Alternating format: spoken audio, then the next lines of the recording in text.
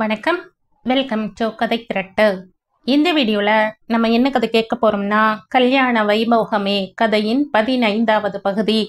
நம்ம சேனலை இது வரைக்கும் சப்ஸ்கிரைப் பண்ணாதவங்க சப்ஸ்கிரைப் பண்ணுங்க. பக்கத்தில் இருக்கிற பெல் ஐகானை கிளிக் பண்ணி ஆல்ங்கிற ஆப்ஷனை ப்ரெஸ் பண்ணுங்க.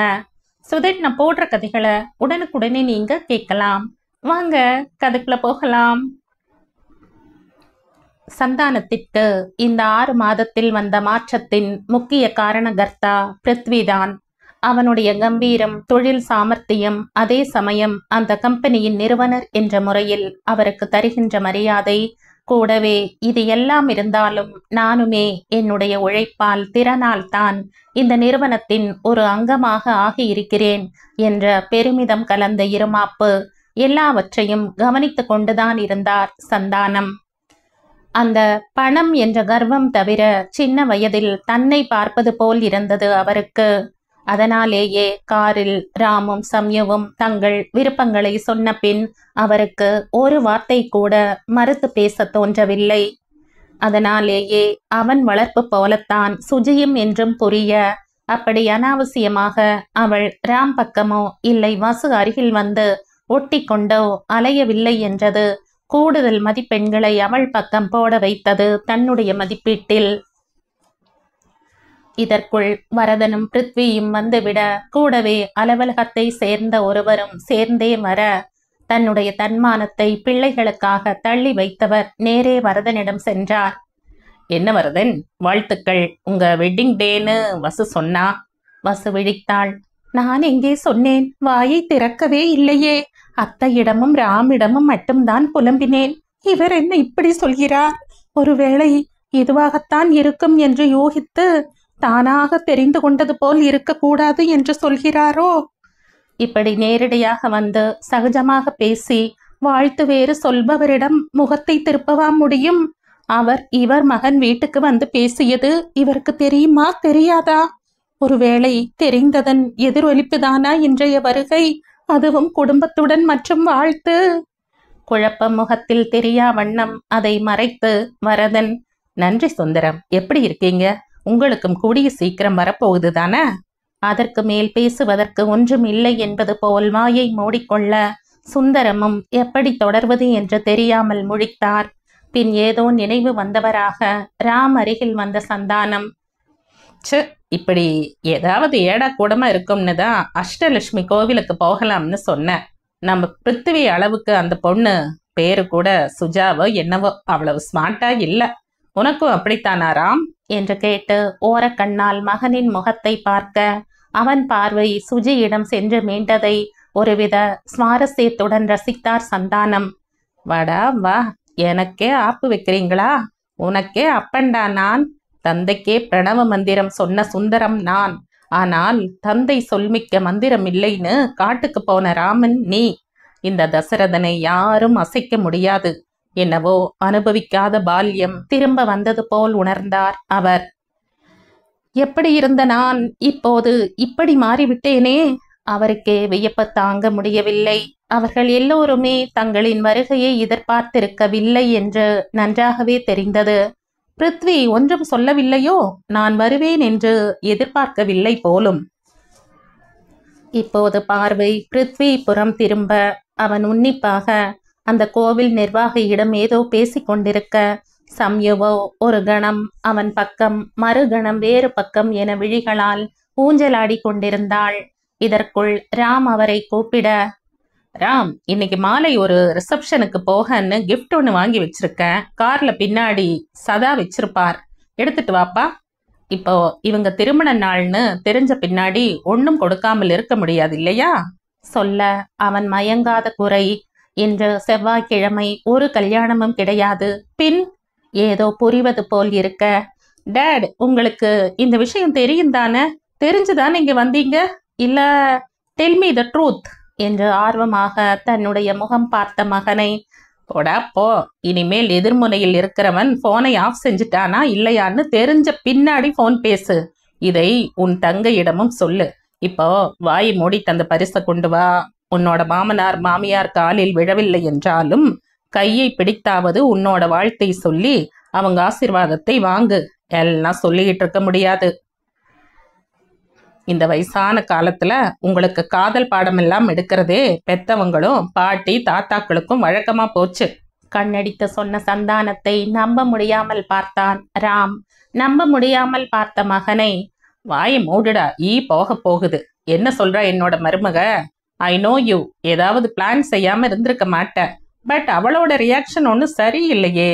6 மாசமா நீயும் ட்ரை செஞ்சுட்டு தான் இருந்திருப்ப. விட்டா நேரே சென்று சுஜியிடம் பேசி விடுவார் போல இருந்தவரை வியப்போடு பார்த்தான் மைந்தன். Date, I am your son. I will not fail. Madam கொஞ்சம் முரண்டு பிடிச்சாங்க. பட் எல்லாம் சரியாகும்னு தோணுது. எப்படி சொல்ற? எல்லாம் பற்றி சொல்லுச்சு டேட். அவனும் கண் சிமிட்டியபடியே, நாம என்ன கோவில்ல இருக்கோம் என்று கேட்க அவனை குறுகுறுப்புடன் பார்த்தார். இது என்னப்பா கேள்வி? கற்பகாம்பாள் கோவில்ல இருக்கோம். ஏன்? நம்ம மேடம் என் பேர்ல இருக்கிற கோபத்துல அபிராமி அந்தாதியை சொல்லாம சுத்த பிரம்ம பிராபத்ர ராம் அப்படின்னு நம்ம அம்மா சொல்வாங்களே, ராம நாமாவளி, அதை பல்ல கடிச்சிட்டே சொல்லிட்டு தான் இருக்காளாம். இதுல இருந்து என்ன தெரியுது? மேடம் மனசுல என்னைத்தான் நினைச்சிட்டு இருக்காங்க. ஆனா கோபத்துல இருக்கா போல இருக்கு. என் பிளான் சக்சஸ் தான். ஓகே, அந்த பரிசு கொடுத்துட்டு அந்த வரதன் மனநிலை எப்படி இருக்குன்னு பார்த்து மேற்கொண்டு என்ன செய்யறதுன்னு முடிவு பண்ணலாம். ராம் காரிலிருந்து கொண்டு வந்த பரிசு தாள் சுற்றிய பெட்டியை பார்த்து வசுவுக்கு கொஞ்சம் பயம்தான். அதே கவலை கௌசிக்கும். வசுவுக்கு இவர் வேறு யாருக்கோ என்றால் ரொம்ப உயர்ந்த பரிசாக வாங்கி இருப்பாரோ, கௌசி கணவன் அதை தப்பாக அர்த்தம் செய்து கொண்டால் என்று இருக்க, கௌசிக்கோ இவர் ரொம்ப சாதாரணமாக எதையாவது கொடுத்தால் வரதன் அதை தன்னை அவமானப்படுத்துவது போல் நினைக்க கூடாதே என்ற கவலை. கொண்டு வந்த பெட்டியை வசுவை அருகில் வர சொல்லி இருவருமாக வரதன் கௌசி கையில் கொடுக்க அதை ஒரு சங்கோஜத்துடன் பெற்று கொண்டார் வரதன். நாகரீகம் கருதி அதை பிரிக்காமலே வைக்க கோந்தோ அதை எடுத்து பிரிக்க சொன்னார். அது சுமார் 12க்கு 12 அளவுள்ள ராமர் பட்டாபிஷேகத்தை தாங்கி இருக்கும் தஞ்சாவூர் பெயிண்டிங் மிக நுணுக்கமான வேலைப்பாடுடன் இருக்க வரதனுக்கு மறுத்து பேச ஒன்றும் இருக்கவில்லை. வசுவும் கௌசியும் நிம்மதி பெருமூச்சுக்களை வெளியேற்றினர். தோழிகள் இருவரும் சற்றே தள்ளி நின்று பேச, மற்றொரு பக்கம் கோந்துவும் கேவியும் அந்த நாள் ஞாபகங்களை நெஞ்சிலே கொண்டு வந்து இருந்தனர். ராம் ஒரு ஓரமாக நின்று வேடிக்கை பார்க்க, சுஜியோ பையில் எதையோ தேடிக்கொண்டிருந்தாள். ராமை அவ்வப்போது பார்த்துவிட்டு அங்கே பெரியவர்கள் முன்னிலையில் அவனால் ஒன்றும் பேச முடியாது என்று தெரிந்தாலும், ஏன் துரை என் பக்கம் கூட பார்க்க மாட்டாராமா? எல்லாம் பணத்திமிர் கொழுப்பு. வசை பாடின உதடுகள் சத்தமில்லாமல் தான். சற்று தயங்கிய வரதன் சந்தானம் அருகே சென்று அவரிடம் நன்றி தெரிவிக்க, சந்தானம் கிடைத்தது சாக்கு என்று, வரதன், நம்ம வாழ்க்கையில சின்ன வயசுல பணத்திமிர்ல நான் தெரிஞ்சே உங்களை வருத்தப்பட வச்சிருக்கேன். இப்ப நினைச்சா அதெல்லாம் சின்ன புள்ளத்தனமா இருக்கு. என் பையன் அன்னைக்கே இந்த மாதிரி ஸ்டேட்டஸ் பணம் எல்லாம் பார்க்காதீங்கன்னு சொன்னான். எனக்கும் அது சரின்னு படுது. என்னை மன்னிச்சிடுங்க. இந்த காலத்து பிள்ளைங்களுக்கு இருக்கிற நிதானமும் தெளிவும் அந்த காலத்துல நாம அவங்க வயசா இருந்த போது இல்லை. அதனால் என்ன, வாழ்க்கையில எல்லா சந்தர்ப்பத்திலையும் புதுசா ஒன்ன கத்துக்கலாம், தப்பே இல்லை. நடந்ததை மறந்துடுவோம். என்ன சொல்ற வரதா என்று மரியாதையாக ஆரம்பித்து ஒருமையில் பேசி நெருக்கத்தை புகுத்தி வரதனை ஒரு நிமிடம் வாய் பேச முடியாமல் செய்தார். அதை தனக்கு சாதகமாக எடுத்துக்கொண்ட சந்தானம், வரதன், ராம் சுஜியை கல்யாணம் செஞ்சுக்கணும்னு விருப்பப்படுறான். இது உங்களுக்கு தெரியுமா தெரியாதான்னு எனக்கு தெரியாது. இருந்தாலும் ஒரு தகப்பனா என் கடமையை செய்யணும் நான். எனக்கு இதுல பரிபூரண சம்மதம். மேலும் அப்படியே என் பொண்ணு சம்யுக்தாவுக்கும் உங்க பையன் பிருத்திவியை பேசலாம்னு ஆசை. நீங்க என்ன சொல்றீங்க? எனக்கு சரின்னு தோணுச்சுன்னா உடனே கேட்டுடுவேன். இதுல மாத்தி பேச ஒண்ணும் இல்லை. வீட்டில் இதை பத்தி கலந்து பேசி ஒரு நல்ல முடிவுக்கு வாங்க. எப்படி என் பொண்ணை உங்க வீட்டில் நல்லா பார்த்துப்பீங்கன்னு நான் நம்பிக்கை வச்சிருக்கணும், அதே நம்பிக்கையை நீங்களும் என் வீட்டுக்கு உங்க பொண்ணை அனுப்புறது மூலம் வைக்கலாம். யோசிச்சு சொல்லுங்க. இனிமேல் இருக்கிற காலம் நம்ம பிள்ளைங்க சந்தோஷத்தை தான் பார்க்கணும் இல்லையா என்று அழகாக, நான் என் பிள்ளை ஆசைக்காக இறங்கி வந்து விட்டேன். உன் பங்குக்கு நீயும் பிள்ளைகளை முன் நிறுத்தி முடிவை எடு என்று சவால் விடுவது போல் இருந்தது அவர் பேச்சு. அவரின் சாமர்த்தியத்தை வியந்தவாறே யோசித்த வரதன், இது என்ன புதுக்கதை? பிருத்வியை மாப்பிள்ளையாக்க ஆசைப்படுகிறாரா? இவன் ஒன்றும் சொல்லவே இல்லையே. இருந்தாலும் ராம் விஷயம் தெரியும். சுஜி இதை பற்றி ஒன்றும் பேசவில்லை என்றாலும் ஜாடை மாடையாக பிருத்வி கம்பெனி விஷயம் பேசும்போது காதை தீட்டிக்கொண்டு ஏதோ ஒரு சாக்கு சொல்லி அவன் இருக்குமிடம் அவள் வருவதை அவரும் பார்த்திருந்தார். நேரடியாக இதுவரை அவளிடம் ஒன்றும் கேட்கவில்லை, அவளாக சொல்லட்டும் என்று. மேலும் படிக்கும் பெண், அதை கெடுக்க தனக்கு உரிமை இல்லை என்றும் நினைத்தார். இந்த விஷயத்தில் அவருக்கு ராம் மீது கூடுதல் பற்றும் ஈடுபாடும் வந்ததை மறுக்க முடியாது. அன்று வந்து அவர் முன்னிலையில் சொன்னதோடு சரி. அதற்கு பிறகு அவனும் எந்த ஒரு வழியிலும் அவரது மகளை நெருங்க முடியவில்லை என்று நிச்சயமாக தெரியும். அதே படிப்பை மனதில் கொண்டு தள்ளி நிற்கிறான் என்று புரியாதவரா அவர்? அதனாலேயே அவன் மேல் மரியாதையும் அவன் தன்னால் முடிந்தவரை மகளது தொழிலுக்கு ஆதரவாக இருப்பான் என்றும் புரிய சம்பந்தத்தில் அவருக்கு எந்த ஒரு மறுப்பும் இல்லை. என்ன, படிப்பு முடிய இன்னும் ஒரு 2 மாதம் இருந்தது. அதற்கு பின் சுஜியிடம் பேசலாம் என்றிருக்க ராம் வேகமாக செயல்பட்டு அப்பாவையே சம்மதிக்க வைத்து அழைத்து இன்றைக்கு பேசவும் வைத்து விட்டான். கெட்டிக்காரன்தான். மனதுக்குள் மெச்சினார் மருமகனை. என்ன, மருமகனா? மனம் கேட்டது. ஏன், அதனால் என்ன? இப்போது சந்தானம்தானே என்னுடைய பிள்ளைகளை கேட்டது. என் பிருத்வி தன்னுடைய புத்திசாலித்தனம் மற்றும் தொழில் திறமையால் அவனுடைய கம்பெனியிலேயே பார்ட்னர் என்ற அங்கீகாரத்தை பெற்றிருக்கிறான். இதுவே நான் அடைந்த வெற்றிதானே. இதற்கு மேலும் கோபத்தையும் வரட்டு ஜம்பத்தையும் பிடித்து கொண்டு எதற்காக தொங்க வேண்டும்? அவனுக்கு எப்படி அவன் மகனின் விருப்பம் முக்கியமோ எனக்கு மட்டும் என்ன? சீக்கிரமே சுஜியிடம் பேச வேண்டும் முடிவெடுத்தார். அந்த கர்வம் குரலில் தொனிக்க, சந்தானம், நீ சொல்லியது சரிதான். என் பையனுமே என்கிட்ட, அப்பா, இது எங்க வாழ்க்கை, உங்க கோவத்துக்கெல்லாம் வயசாகி இருக்கணும், இன்னும் பழசையே நினைச்சிட்டு இருக்காதீங்கன்னு சொன்னான். அங்க பாரு, என்னோட கௌசியும் உன்னோட மனைவியும் எவ்வளவு சந்தோஷமா பேசிக்கிறாங்க. அதே மாதிரி அப்பாவும் உங்க அம்மாவும். ராம் சுஜியை விரும்புறதை என்கிட்ட நேரடியாவே சொல்லி என் மககிட்டையும் சொன்னா. அவளுக்குமே இஷ்ட மாதிரி தான் தெரியுது. ஆனா நான் தான் கொஞ்ச காலம், சரியா சொல்லணும்னா அவ படிப்பு முடியட்டுமேன்னு இருக்கேன். எனக்கும் சம்மதம்தான். உங்க பையன் ராம் நல்லா வளர்த்திருக்கீங்க.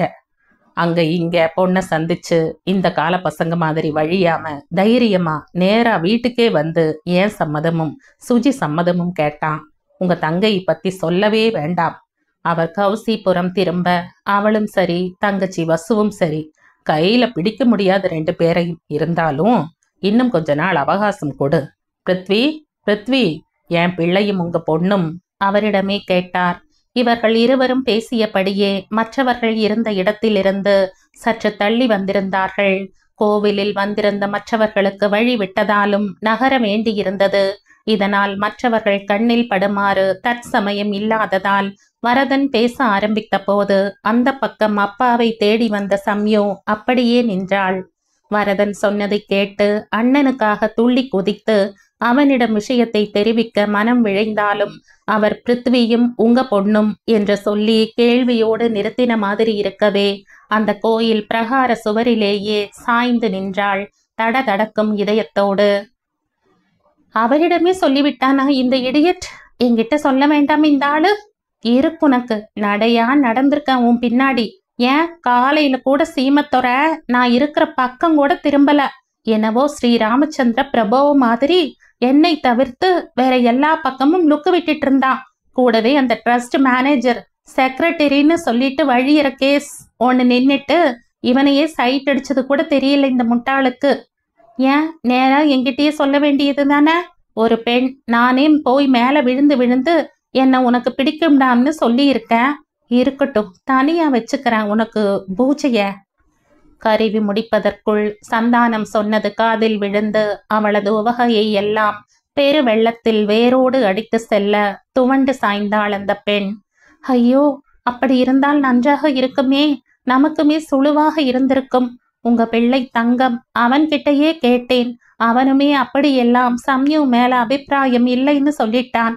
எனக்குத்தான் பிருத்வி தம்பியை விட மனசில்லை.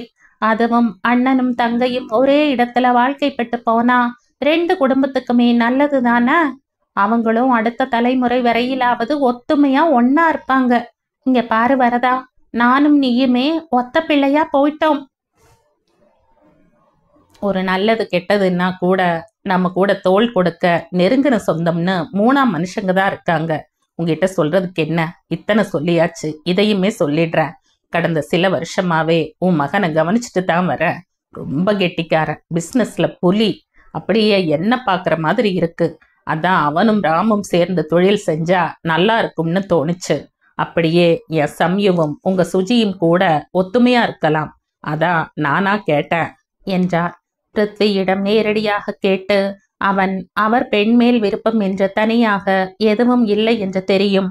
கூடவே தன்னுடைய மகள்தான் அவன் விருப்பம் இல்லாமலோ விருப்பம் பற்றி தெரியாமலோ ஆசைப்படுகிறாள் என்று சொல்ல தயக்கமாக இருக்கவே இவராக கேட்பது போல கேட்ட வரதனுக்கு இரட்டை சந்தோஷம்.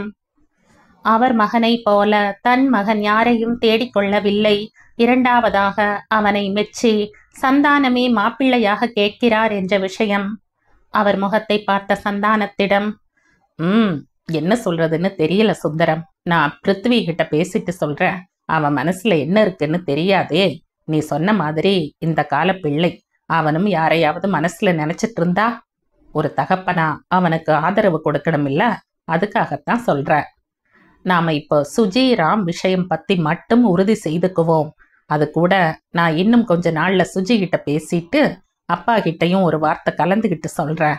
அது வரைக்கும் இது நமக்குள்ளேயே இருக்கட்டும்னு தோணுது, சரியா என உறுதியாக சொல்லி முடிக்க சந்தானம் ஒரு தலை அசைப்புடன் ஒத்துக்கொண்டு இருவரும் மீண்டும் அனைவரையும் தேடி வரும்போது அங்கே சம்யுவை மட்டும் காணவில்லை.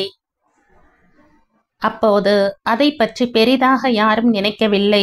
அவர்களை சாப்பிட்டு விட்டு போக சொல்லி வரதன் கௌசியிடம் சொல்லும்படி சொல்ல அவளும் ஆவலுடன் அதை அவர்களிடம் தோழி வழியாக பகிர நிஜமாகவே சந்தானத்துக்கு வேறு எங்கோ பிசினஸ் லஞ்ச் மீட்டிங் இருந்ததால் வெறும் சர்க்கரை பொங்கல் மட்டும் வாங்கி எடுத்துக்கொண்டு சென்றார்கள். சந்தானம் கிளம்பும் முன் வரதனை பார்த்து போய் வருகிறேன் என்று ஜாடையாக சொன்னதை கோந்து கவனித்தார். புருவங்கள் ஏறி இறங்க மகனை பார்த்த பார்வையில் வித்தியாசம் இருந்தது.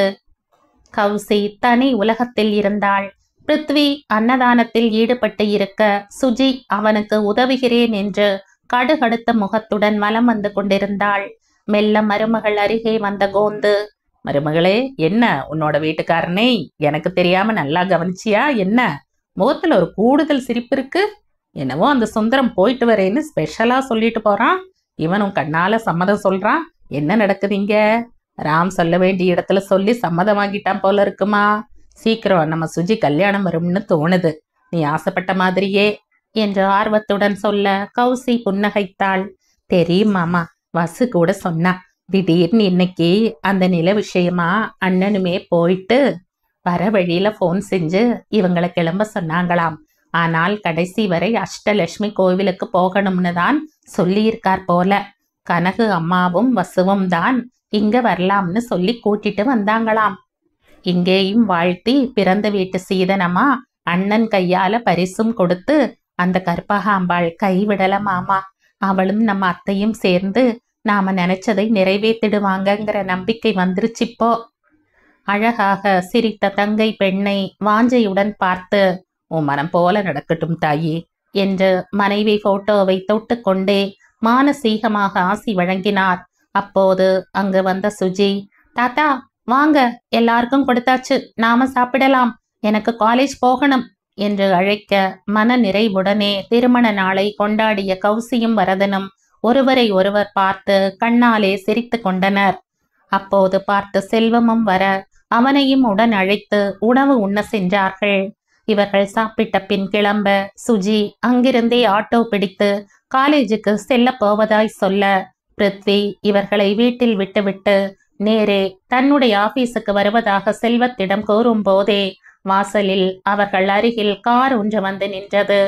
அதில் அமர்ந்தபடியே இருந்த ராம், பிருத்வி, இன்னைக்கு ஈவினிங் அந்த புது கான்ட்ராக்ட் விஷயமா பேச குளோபல் செக்யூரிட்டிஸ்ல இருந்து அவங்க பிரதிநிதிகள் வராங்கன்னு இப்பதான் போன் வந்தது. நீயும் இருந்தா நல்லா இருக்கும். அவங்களோட சேஃப்டி ப்ரொசீஜர்ஸ் பத்தி பேசணும். பிளஸ் அவங்களுக்கு கீ கார்டு வசதியும் செஞ்சு கொடுக்க உன்னுடைய அதிகார உத்தரவு வேணும். ஆதரைசேஷன் இவங்க நம்ம கெமிக்கல் ஃபேக்டரியிலையும் வேலை செய்ய போறதால கொஞ்சம் கூடுதல் பின்புல விசாரிப்பு தேவையாக இருக்கும்னு நினைக்கிறேன். ஸோ நீ ஒரு 4 மணி வாக்கில் நம்ம கெமிக்கல் ஃபேக்டரிக்கு வந்துடு. முதல் விஷயமா அந்த பகவான் தாஸ் சேட்டை பார்க்க சொல்லி அப்பா சொல்லி இருக்கார். ஸோ நான் பாரிஸ் பக்கம் போயிட்டு கரெக்டா வந்துடுவேன் என்று சொல்ல கோந்து அவசரமாக அங்கு ஆட்டோக்காரன் ஒருவருடன் பேரம் பேசிக்கொண்டிருந்த பேத்தியை கூப்பிட்டு ராமிடம், ராம், பாரிஸ் பக்கம் தானே போற, கொஞ்சம் சுஜி குட்டிய அவ காலேஜ்ல டிராப் செஞ்சுட முடியுமா? எப்படி இருந்தாலும் அவ காலேஜ் தாண்டித்தான் போகணும். நீ அவனை பார்த்து கண் சிமிட்டியது வேறு எவருக்கும் தெரியாமல் பார்த்து கொண்டார். தாத்தா எதற்கோ கூப்பிடுகிறார் என்று அவள் சொன்ன சவாரி பணத்திற்கு கிட்டத்தட்ட ஒத்துக்கொண்ட ஆட்டோ டிரைவரை விட்டு இங்கே வந்தவள் அவர் சொன்னது காதில் விழ கடுவன் பூனையாய் மாறி என்று மோவாய் கட்டையை தோளில் இடித்து முகத்தை பக்கவாட்டில் திருப்பி அவனை பாராமல் நின்று கொண்டாள். உள்ளம் என்னவோ புத்தாட்டம் போட ரெடியாக இருந்தது. அவனுடன் தனியாக பயணிக்கப் போகிறோம். அப்போது அவன் ஏதாவது கேட்டால் தன் மனதில் இருப்பதை கொட்டி விடுவோம் என்று கன்னம் சிவக்கத் தொடங்க நின்றவள் காதில் ஈயத்துடன் கூடவே தாராளமாக உயிருடன் 100 கட்டெரும்பை சேர்த்து ஊற்றியது போல் ராம் சொன்ன நிராகரிப்பு இருந்தது. சாரி தாத்தா, நான் வேற ஒரு இடத்துல முதல்ல போகணும். ஃப்ரெண்ட் ஒருத்தங்கூட லஞ்சுக்கு வரேன்னு சொல்லியிருந்த, அதை முடிச்சுட்டு தான் பாரிஸ் போவேன் என்றான். உங்க பேத்திக்கு அப்ஜெக்ஷன் ஒன்றும் இல்லைன்னா என்னோட வரட்டும். அதனால் என்ன, கண்டிப்பா. இதை கூட என்னோட சுஜிக்காக செய்ய மாட்டேனா என்ன? இதை போய் என்கிட்ட கேட்கணுமா? போடா, அவளை கூட்டிட்டு போறதை விட வேற என்ன வெட்டி முறிக்க போறேன்னு கேட்காம இப்படி சொல்றீங்களே. இதையெல்லாம் சொல்வான் என்று எதிர்பார்த்த சுஜி அவன் முடியாது என்று சொன்னதை நம்ப முடியாமல் அவன் புறம் திரும்பி அந்த நிராசை முகத்தில் தெரிய வெறித்தாள்.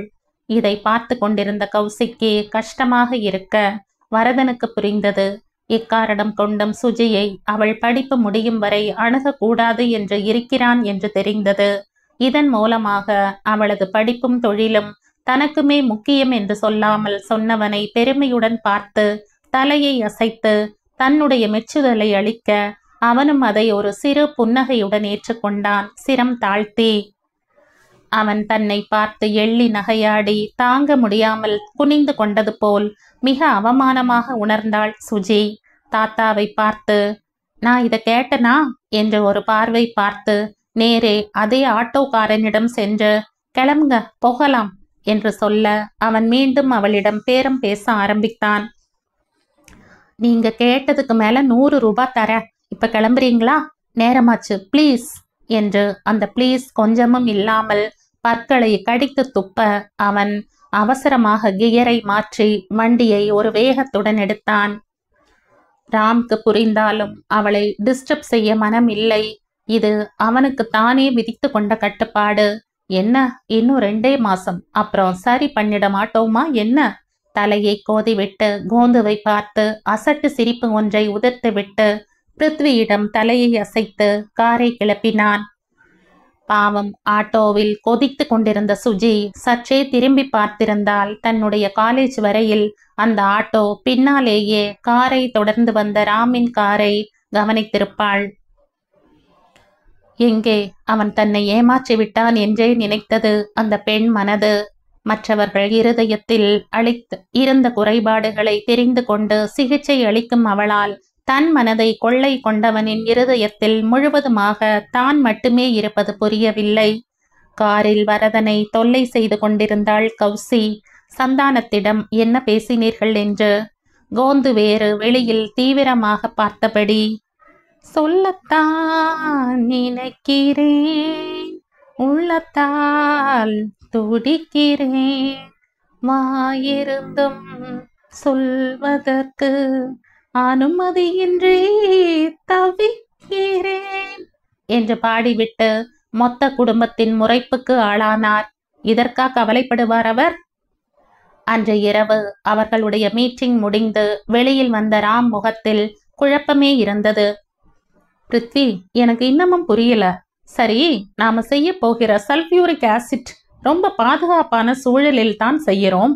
இத்தனை வருஷமா பாதுகாப்பு வசதி எல்லாம் ஃபேக்டரியில நல்லா தானே இருக்கு. இப்ப புதுசா தான் இந்த கீ கார்டு என்ட்ரி போட்டிருக்கோம். இதை எப்படி யூஸ் செய்யணும் என்றே நிறைய பேருக்கு தெரியவில்லை. இதுல பாதி கடைநிலை ஊழியர்கள் கையில் அந்த கார்டை எடுத்துட்டே வருவதில்லை. இப்போது அந்த கார்டை யாராவது தொலைத்தால் பல முறை பரிசோதித்து துப்பறிஞ்சு பின் தான் மாற்று கீ கார்டு கொடுக்கணும்னு சொன்ன. அது சரிதான். பட் 2 முறை தொலைத்தவர்கள் மேல் தீவிர நடவடிக்கை எடுக்கணும். 3க்கு மேல் வேலை நீக்கம்னு நீ சொன்னதை அப்பா ஒத்துப்பாரா என்று தெரியவில்லை.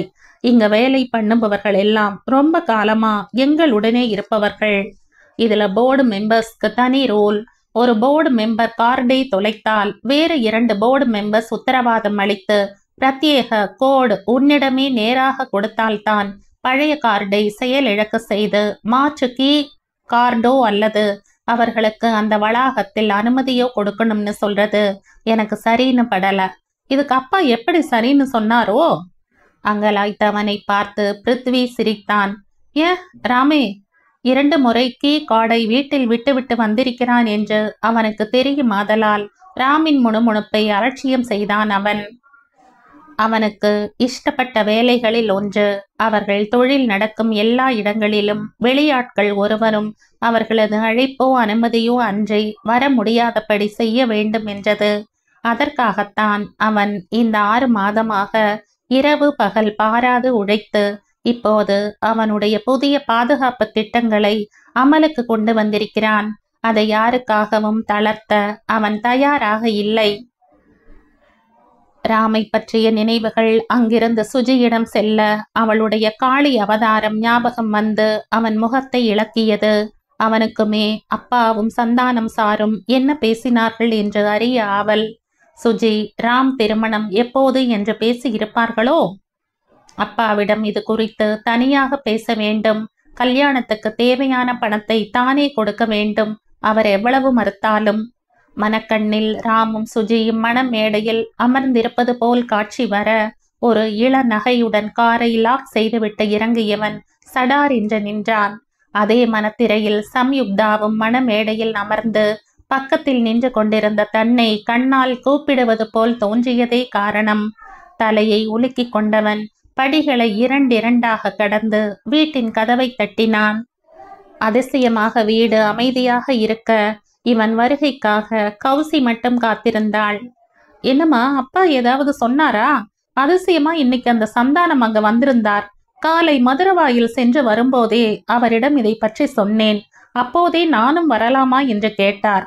ஆனால் நான் நினைக்கவே இல்லை நிஜமாகவே வந்து நிற்பார் என்று, அதுவும் குடும்பத்தோடு என்றவன் குரலில் இன்னமும் ஆச்சரியம் மிகுதியாக இருக்க கௌசி அமைதியாக இருந்தாள். என்னம்மா, நான் பாட்டுக்கு பேசிட்டே இருக்கேன், நீங்க ஒண்ணுமே சொல்லல? அப்பா எதுவுமே சொல்லலையா? இல்லப்பா, ஒன்னும் சொல்லல. அன்னைக்கு ராம் வீட்டுக்கு வந்து கேட்டதோடு சரி. நான் கூட அவங்க எல்லாம் வந்ததை பார்த்து சம்பந்தம் பேசுவாங்களோ என்று இருந்தேன். ஆனா ஏதோ வந்தாங்க, வாழ்த்தினாங்க, பரிசு கொடுத்தாங்க. அவங்க பாட்டுக்கு கிளம்பி போயாச்சு. ஒண்ணுமே புரியல ராஜா. அண்ணன் உங்ககிட்ட வேற எதுவாவது சொன்னாரா? நீங்க 2 பேரும் வரும்போது? போட்டு வாங்குகிறாளா அம்மா? அவனுக்கு சந்தேகம் தோன்றவே எதுவும் இல்லை என்று மறுப்பாக தலையசைத்து வேகமாக உணவை முடித்துவிட்டு மொட்டை மாடிக்கு சென்றான். மனம் ஒரு நிலையில் இல்லாமல் இருக்க மாடியிலேயே அங்கும் இங்கும் நடை பயில ஒரு 30 நிமிடத்துக்கு பிறகு அந்த கைப்பிடி விளிம்பில் சாய்ந்து அண்ணாந்து வானத்தை பார்த்தான். நிலவில் ஒரு வட்ட முகம் தெரிய அதை முழுவதுமாக உருவகப்படுத்துவதற்கு முன்னரே 2 கைகளையும் அந்த சுவரின் விளிம்பில் ஊன்றி கீழே பார்த்தான். அப்போது மாடிப்படியின் துவக்கத்தில் இருந்து கோந்துவின் குரல், எங்கெங்கோ செல்லும் உன் எண்ணங்கள், இங்கேதான் கண்டாய் பொன் வண்ணங்கள், உன் வாழ்க்கை வானில் நிலாவே நிலாவே என்று கேட்க ஆவலுடன் அவர் வரவை எதிர்பார்த்தான். என்னப்பா, தூக்கம் வரலையா? மீட்டிங் நல்லா முடிஞ்சதா? உன் ப்ரப்போசல் எல்லாம் ஏற்றுக்கொண்டாங்களா? என்ன இன்னும் இங்கே நடைபயின்றிருக்க? மணி 11 ஆகுது பாரு என்றபடி அவன் அருகில் வர அவன் அந்த இருட்டில் அவர் கண்களை ஊடுருவி பார்த்தான். தாத்தா, அப்பா என்ன சொன்னார்? நம்ம சுஜி கல்யாணம் பேசிட்டாரா? சுஜியிடம் எதுவும் கேட்ட மாதிரி தெரியலையே பிருத்வி, நிஜமா சொல்லு, அந்த பொண்ணுகிட்ட வருத்தப்படும்படியா ஏதாவது சொல்லிட்டியா? யாரு? தெரிந்தே கேட்டான். சம்யு. அவ பாட்டுக்கு வந்தமா, அவ வேலை உண்டுன்னு இருந்தா. திடீர்னு அங்க நின்னுகிட்டு இருந்த பொண்ணு மாயமா மறைஞ்சு போச்சு. அதான் கேக்குறேன், அவங்கிட்ட பேசினாளா? நீ வெடுக்குன்னு ஏதாவது சொல்லி இருப்ப. அதான் அந்த பொண்ணு அங்கிருந்து ஓடி போயிடுச்சு போல. தனக்குள்ளே முடிவுக்கு வர பிருத்வி பதட்டப்பட்டான். தாத்தா, அந்த பொண்ணுகிட்ட நான் ஒண்ணுமே பேசல. சரியா சொல்லணும்னா சம்யு முகத்தை கூட நான் பார்க்கல. எங்க அந்த கோவில்ல நமக்கே நேரம் சரியா இருந்ததே. சோ, நேரம் இருந்திருந்தா பார்த்திருப்பதானே? கண்ணில் மின்னலுடன் கேட்க பிருத்வி அவரை கீழே தள்ளுவது போல் பாவனை செய்தான். தாத்தா, நீங்களும் தானாவே கேள்வி கேட்டுட்டு நீங்களாவே உங்களுக்கு சாதகமான ஒரு பதிலை என் வாயில் திணிக்க ட்ரை பண்றீங்க. இது செல்லாது தாத்தா. சரி, வாங்க வீட்டுக்கு போய் தூங்கலாம். எங்கே இதற்கு மேல் சுஜி விஷயம் பேசினால் கூட அது தன்னிடம் வந்து முடியுமோ என்ற அச்சத்தில் அவரையும் இழுத்து கொண்டு படி இறங்கினான்.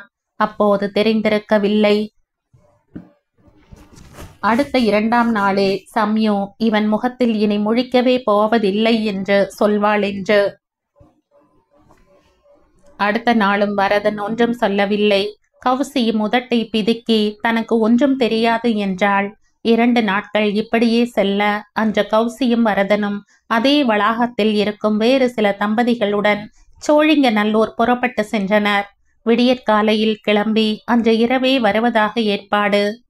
அன்றே ரோட்டரி சங்கத்தின் விழாவில் கடந்த ஆண்டின் தமிழகத்தின் தலை சிறந்த தொழிலதிபர் என்ற விருதை பெறுவதற்காக சந்தானம் வசுவை அழைத்து கொண்டு டெல்லிக்கு சென்றார். பிருத்விக்கு அன்று ஏதோ நிலை கொள்ளவில்லை. சுமார் 3 மணிக்கு வீடு வந்து சேர்ந்தான். அன்று மதியம் கிளாஸ் எதுவும் இல்லை என்று சுஜியுமே ரூமில் படுத்திருந்தாள். பிருத்வி ரூமில் அதிசயமாக படுத்துக்கொண்டு பாட்டு கேட்டு கொண்டிருந்தான். அப்போது வாசல் கதவு வேகமாக எடுக்கப்பட ஒரு சலிப்புடன், எங்க இந்த கோந்து என்று சொல்லியபடி கதவை திறக்க அதற்குள் கதவு உடைவது போல் மீண்டும் தட்டு மோசை கேட்க கோபத்துடன் தாழை திறந்தவனை தள்ளி கொண்டு உள்ளே நுழைந்தார் கோந்து. வாமா, உள்ளவா, காயத்துக்கு முதல்ல மருந்து போட்டுக்கோ. எங்க வீட்டுல தான் ரெடியா டாக்டர் வச்சிருக்கமே, வந்து உட்காரு என்று கூப்பிட, யாரை இப்படி வருந்தி வருந்தி அழைக்கிறார் என்று பிருத்வியும் உள்ளே இருந்து வந்த சுஜியும் பார்க்க தயங்கிய கால்களுடன் உள்ளே நுழைந்தாள் சம்யு. வலது கை வயிற்றை சுற்றி இருக்க, இடது கை வலது புஜத்தை பற்றி இருந்தது. புருவங்கள் நெருங்க அவளை பார்க்க அவளோ அவனை தவிர்த்து கவனத்தை தரையில் பதித்தாள். என்ன ஆச்சு கோந்து? நம்ம சம்யு கார் திருடு போயிடுச்சுப்பா. நம்ம வீட்டுக்கு பக்கத்துல இருக்கிற மெயின் ரோட்ல தான். அதோட இவ கண்ணெதிரையே கார் ஓட்டிட்டு போயிருக்கான்.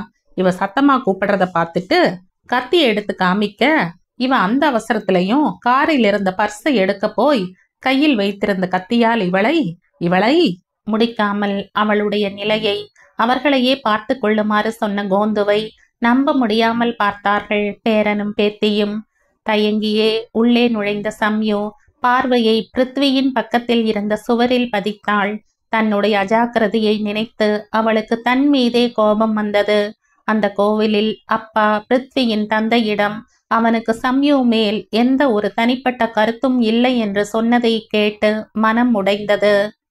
இருந்தாலும் ஒருவேளை இந்த முசுடு வேண்டும் என்றே அப்பாவிடம் அப்படி ஒன்றுமில்லை என்று சொல்லி இருக்கலாமோ என்று ஒரு கணம் நினைத்து சந்தோஷித்த மனம் அடுத்து அந்த வரதன் சொன்ன, அவன் மனசுலையும் யாரையாவது நினைச்சிட்டு இருக்கலாமே, அந்த சந்தோஷத்தை அடியோடு துடைத்து விட்டது. அதற்கு மேல் அங்கு நிற்க முடியாமல் கிளம்பி வாசலுக்கு வந்து விட்டாள். அம்மாவிடமோ அல்லது அந்த கௌசி ஆன்டியிடமோ சொல்லாமல் வந்தது ஒரு நிமிஷம் உறுத்தியது. ஆனால் மீண்டும் உள்ளே சென்று பிருத்வி செயல்கள் மூலம் நிராகரிப்பதை தாங்கக்கூடிய சக்தி அவளுக்கில்லை. இப்படியே 2 நாட்கள் கழிய தூக்கமும் இல்லாமல் அவனை அலுவலகத்தில் பாராமல் தடுமாறியதை நினைத்தும் சரி, இன்று அவனிடம் முடிவாக கேட்டு விடலாம் என்று நினைத்துத்தான் அங்கே வந்தாள். அவர்கள் இருந்த தெரு வரை வந்து விட்டாலும் தயக்கம். ஒருவேளை மாமாவும் அத்தையும் வீட்டில் இருந்தால்? ஆமாம், பெரிய மாமா அத்தை. சரி, அங்கிள் ஆன்டி. அப்போது பார்த்து கோந்து அவருடைய நண்பருடன் அங்கே வர சம்யுதான் முதலில் அவரை பார்த்தாள். அவரிடம் கேட்கலாம், சீக்கிரமே கிளம்பிய பிருத்வி வீட்டில்தான் இருக்கிறானா என்று. எண்ணத்தை உடனடியாக செயல்படுத்த காரிலிருந்து இறங்கி அவரை நோக்கி கையை ஆட்டினாள். சத்தம் போட்டு கூப்பிட்ட அவளுக்கு ஒரு மாதிரி இருந்ததால் கொஞ்சம் முன்னால் வந்தாள். காரை பார்க்கிங்கில் போட்டிருந்தாள். கோந்துவுடன் இருந்த நண்பர்தான் முதலில் இவளை பார்த்து கோந்துவையா கூப்பிடுகிறாள் என்று கை காட்ட அவள் ஆமாம் என்று சைகை செய்தாள்.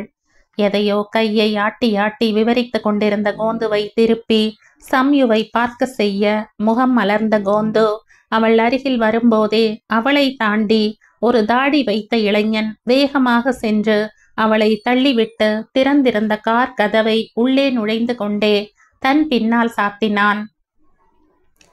அவளை தள்ளியதிலேயே நிலை தடுமாறி விழ இருந்தவள் படித்திருந்த பயின்றிருந்த டை கமாண்டோ கை கொடுக்க ஒரு எம்பி தன் பக்கம் இருந்த பேசஞ்சர் ஜன்னலை பிடித்து அதன் வழியே அந்த இருக்கையில் இருந்த தன்னுடைய கைப்பையை எடுக்க முற்பட்டாள். அப்போது அவள் அருகில் இருந்த இன்னொரு நபர் அவளை தள்ளிவிட்டு அவள் கீழே விழுந்த சமயம் அந்த பேசஞ்சர் இருக்கையில் கதவை திறந்து அமர கார் கிளம்பி போயே விட்டது. இதை பார்த்திருந்த மக்கள் வேகமாக அருகே வந்து அவளை எழுப்ப அப்போதுதான் இடது இடுப்பில் ஒரு சுரீர் என்ற வலியை உணர்ந்து கையை அங்கே வைத்து அழுத்தினாள். பிசு பிசுவென்று ஏதோ ஒட்ட கையை மெதுவாக எடுத்து பார்க்க அதில் இரத்தம் இருக்க கண்டு அதிர்ந்தாள். அப்போதுதான் அந்த இரண்டாவது நபர் அவளை தள்ளிய வேகத்தில் அவளை கையில் வைத்திருந்த ஒரு கத்தியால் கிழித்துவிட்டு சென்றிருக்க வேண்டும் என்பது புரிய அப்போதைக்கு வலது கையை வயிற்றை சுற்றி இறுக்கமாக கட்டிக்கொண்டு மற்றவர்கள் உதவியுடன் எழுவதற்குள் பதறியபடி கோந்து அவள் அருகில் வந்தார்.